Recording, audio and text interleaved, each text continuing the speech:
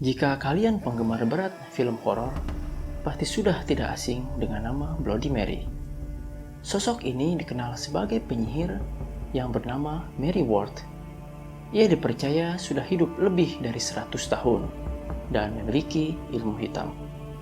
Meski telah hidup lama, Mary dipercaya memiliki penampakan cantik dan masih muda. Ia kerap kali muncul dalam cermin dan merenggut nyawa para korbannya. Penyihir ini akan menggunakan gadis-gadis muda sebagai tumbal untuk memperkuat ilmu hitamnya. Kisah Bloody Mary sangatlah tersohor di Eropa. Tapi, tahukah kalian sebenarnya Bloody Mary adalah sosok nyata dan terkenal di Inggris?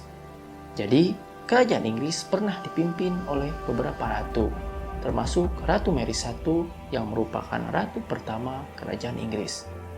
Namun, berbanding terbalik dengan Ratu Elizabeth II, Ratu Mary I dikenal sebagai ratu yang kejam. Saking kejamnya, dia bahkan mendapatkan julukan sebagai Bloody Mary. Mary Tudor, atau yang lebih dikenal dengan nama Mary I, merupakan Ratu Inggris yang memerintah pada 1553 hingga kematiannya pada tahun 1558. Dia mendapat julukan Bloody Mary karena membantai ratusan orang dengan membakar mereka di tiang pancung.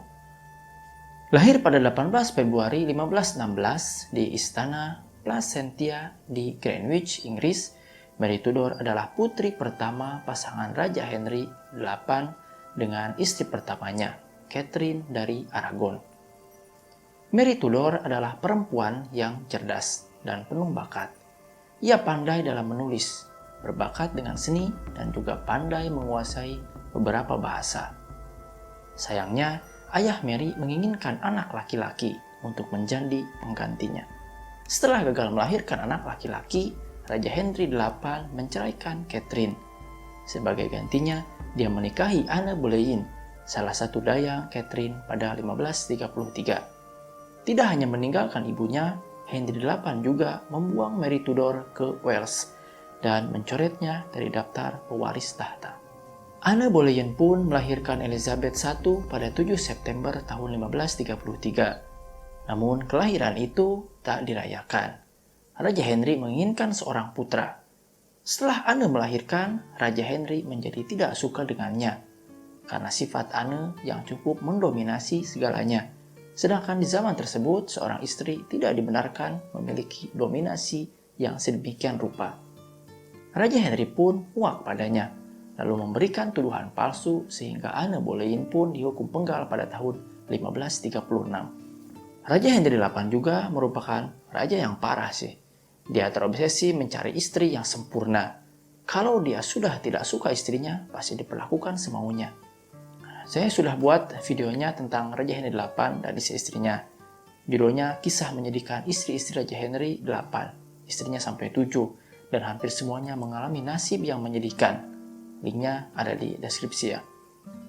Setelah menghukum mati Anne, Henry menikahi Jane Seymour yang akhirnya melahirkan putra bernama Edward pada tahun 1537. Sang raja pun mendapatkan apa yang ia inginkan selama ini, yaitu anak laki-laki.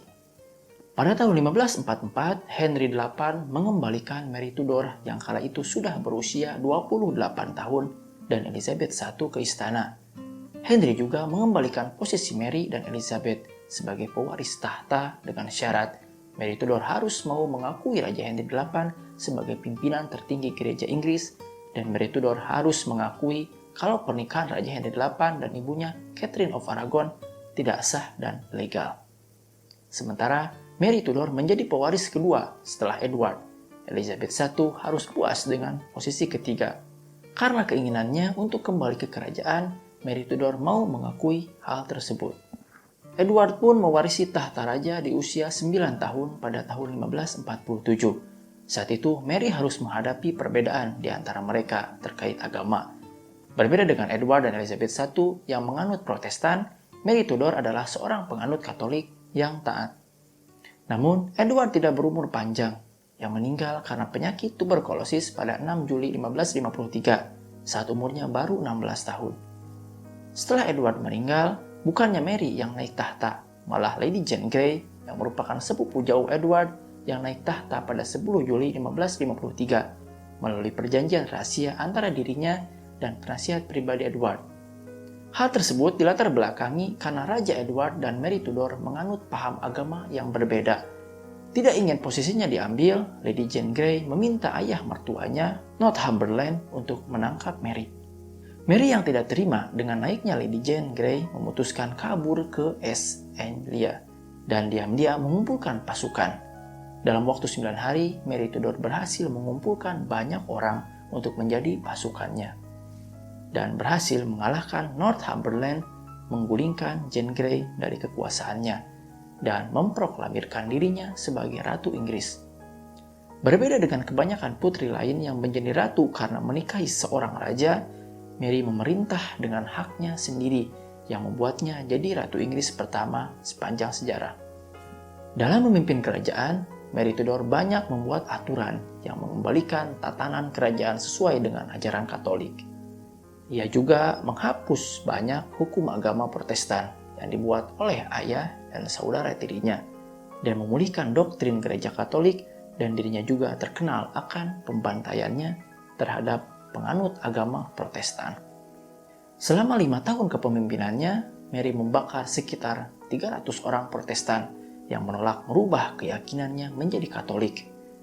Untuk kejahatannya itu, sang ratu dijuluki Bloody Mary oleh rakyatnya sendiri.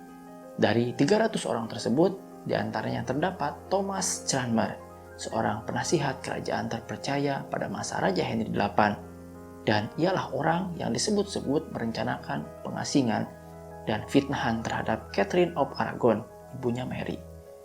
Pada tahun 1554, Mary Tudor harus berhadapan dengan pergolakan umat Protestan yang dipimpin oleh Thomas Wyatt. Pergolakan tersebut mampu diatasi oleh Mary Tudor, dan ia langsung mengeksekusi Thomas Wyatt yang sudah menghancurkan kedamaian dalam kerajaannya. Di antara pasukan pergolakan tersebut, ternyata terdapat ayah dari Lady Jane Grey. Tidak segan-segan, Mary Tudor juga langsung mengeksekusi umat Protestan yang menjadi bagian dari pergolakan tersebut. Tidak berhenti sampai di situ, kekejaman Mary Tudor berlanjut dengan memotong kepala Lady Jane Grey yang diduga terlibat dalam pergolakan tersebut. Mary Tudor juga memenjarakan Elizabeth I dengan tuduhan yang sama, walaupun pada akhirnya Elizabeth I dibebaskan dengan status tahanan rumahan. Mary Tudor akhirnya menikah dengan Philip II, putra Kaisar Charles V dari Spanyol, dengan tujuan untuk mempererat aliansi politik dengan komunitas Katolik. Pernikahannya dengan Philip II tidak berjalan dengan baik karena Mary Tudor tidak bisa memberikan Raja Spanyol tersebut seorang keturunan. Sempat diceritakan bahwa Mary Tudor sempat mengalami sakit perut dan mengira kalau dirinya sedang mengandung. Tapi pada hari perhitungan kelahirannya, Mary Tudor tidak melahirkan apa-apa dan memang tidak sedang mengandung. Mary Tudor akhirnya tumbang dengan penyakit kanker ovarium yang dideritanya. Bukan hanya tenggelam dalam rasa kesedihan akan penyakit yang dideritanya, Mary Tudor juga harus menerima fakta lain kalau suaminya memilih untuk meninggalkan dan kembali pergi ke Spanyol.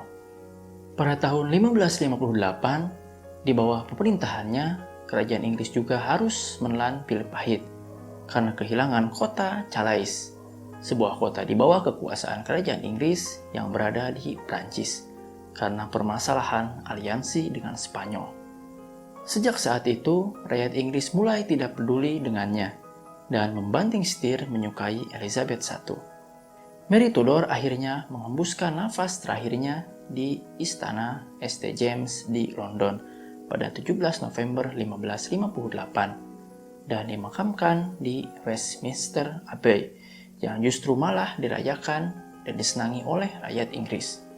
Setelah meninggalnya Mary Tudor, Elizabeth I akhirnya naik tahta dan menjadi penguasa kerajaan Inggris. Mary Tudor walaupun dikenang oleh sejarah sebagai penguasa yang kejam, tetapi nyatanya ia pernah menjadi seorang ratu yang begitu disayangi dan dihormati oleh rakyatnya.